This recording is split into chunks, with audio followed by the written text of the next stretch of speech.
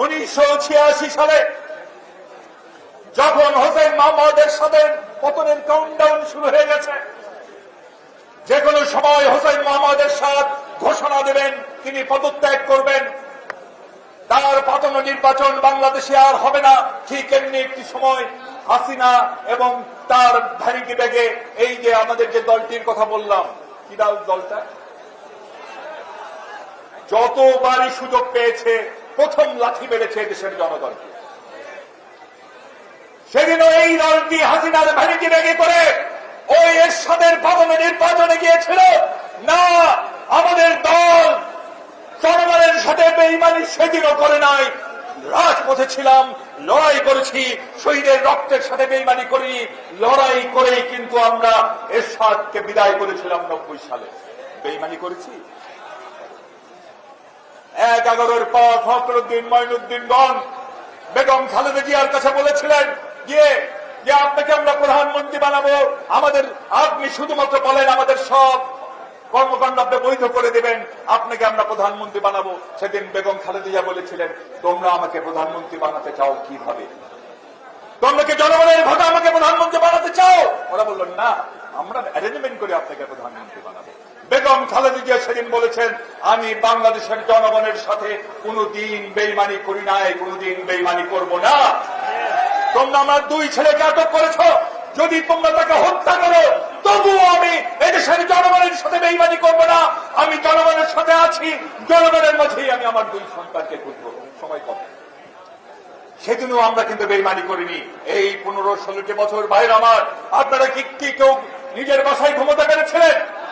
কেউ কি ঘুমোতে পেরেছিলেন? না, আমরা কেউ নিজের বাসায় ঘুমোতে পারিনি। আমাদের সন্তান অনেকে আছে, তার বাবার পাশে না ঘুমালে সন্তান ঘুমায় না, রাতে ঘুমায় না, সেই সন্তানকে নির্ঘুম রেখেও আমরা অন্য বাসায় চলে গিয়েছিলাম, পালিয়ে গিয়েছি। আমাদের মাসের পর মাস কারাগারে রাখা হয়েছে, অকথ্য নির্যাতন করা হয়েছে আমাদের উপর দিয়ে।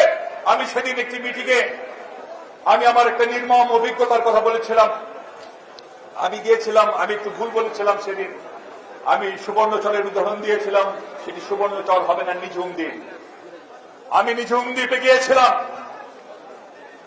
সেখানে যাবার পর সেখানকার বিএনপির প্রেসিডেন্ট আমাকে বলল, আপনার সাথে আমি আমার নেতাকর্মীদের পরিচয় করিয়ে দিব।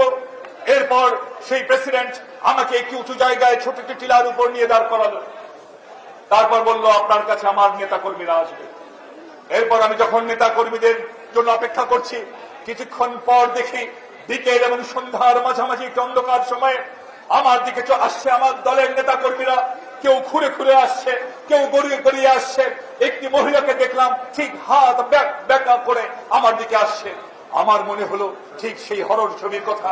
হরর ছবিতে যেভাবে প্রেতাত্মারা আসে, যেভাবে জাম্বিরা আসে, যেভাবে একে বেঁকে, আপনারা যারা মাইকেল জ্যাকসনের থ্রিলার ছবিতে দেখেছেন,